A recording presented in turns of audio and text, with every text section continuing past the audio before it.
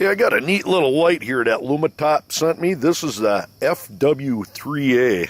And the more I've used this light, the neater I found this thing to be. And there's also some, just a real quick cover the specs.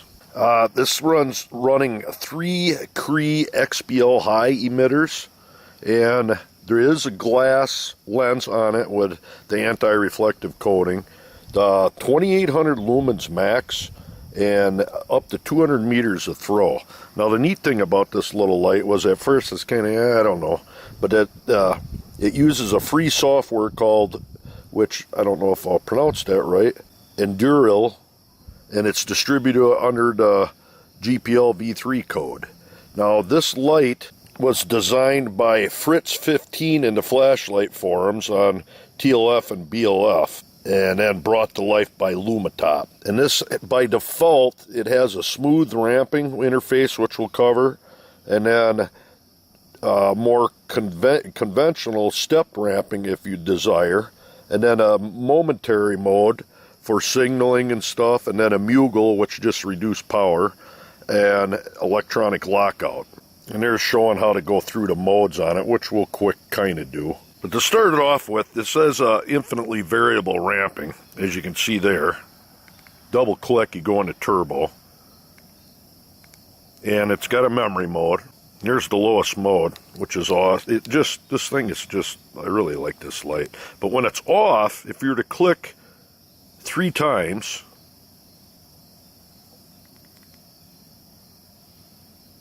see how it blinked 4 and then 1? 4.2 volts the flashlight. 1, 2, 3, 4, and then a hesitation.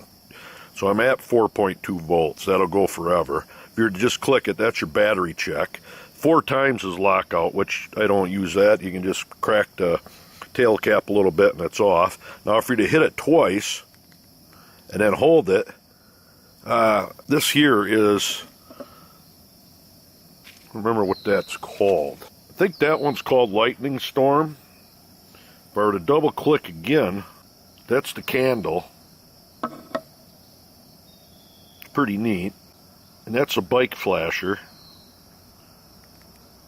And party strobe. Tactical strobe. And we're back into that lightning mode. Thought that was pretty awesome. The other one is the turbo's only going to work for a short amount of time, and it's going to ramp down. This thing's got a real nice driver in it to control the heat coming out, so you don't have to worry about it. I mean, it's already real hot to the touch, but it does drop itself down. And the big one with this light, one is it comes with some spare O-rings. Build quality, I thought that's pretty cool, but this is the battery it comes with. 30Q Samsung, which is quite a good battery. But if you look at this thing, the flashlight itself is really not much bigger than a 18650 battery. And I find that amazing. Just machining on this is unreal. Look at this. I've taken it apart.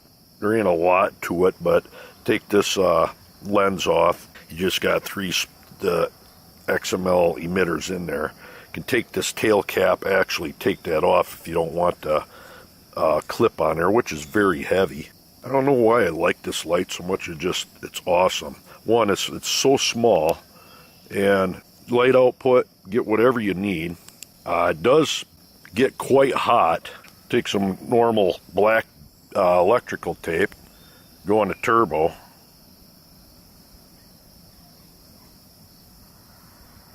Already just smoking up a storm.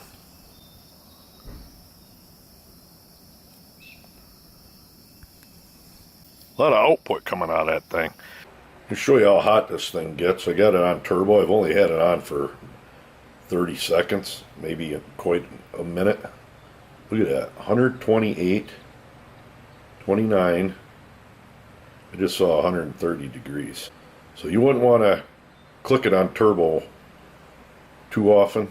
See how it's actually cooling down, but 130 degrees, that's enough to potentially burn somebody. But you're not going to grab it out on the end, so you grab it here. It's quite warm, but it regulates pretty good, but tip of it gets quite warm.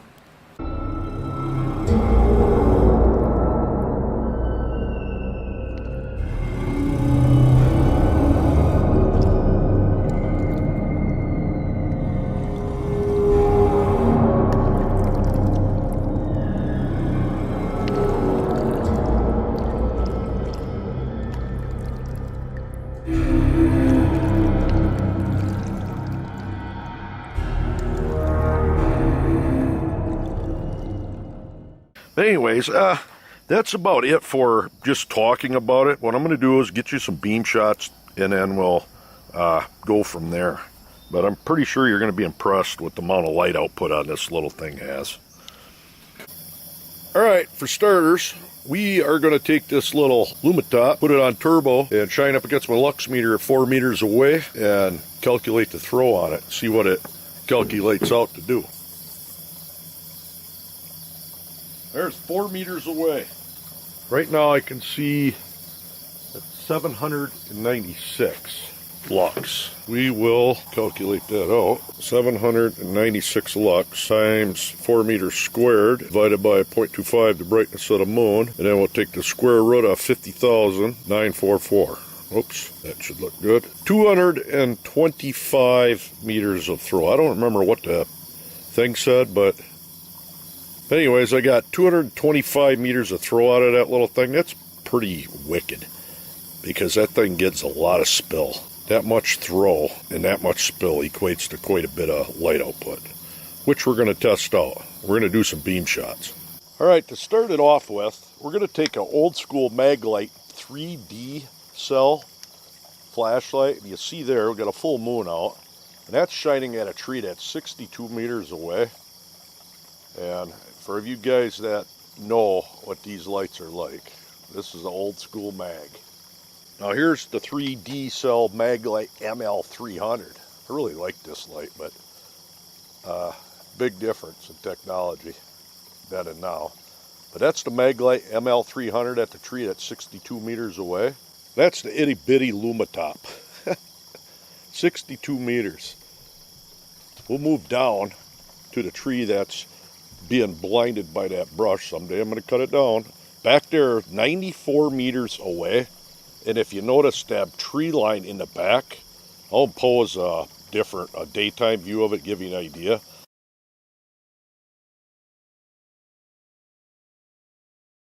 $140 meters on down to 190 meters away. Now keep in mind, this light starts dimming down. Let's see if it did. Yep, see how it dimmed down? Look at that. You just got to punch it back up there a little bit again, but man, that thing is so wicked. We are going to move over to a hillside, which you can see there.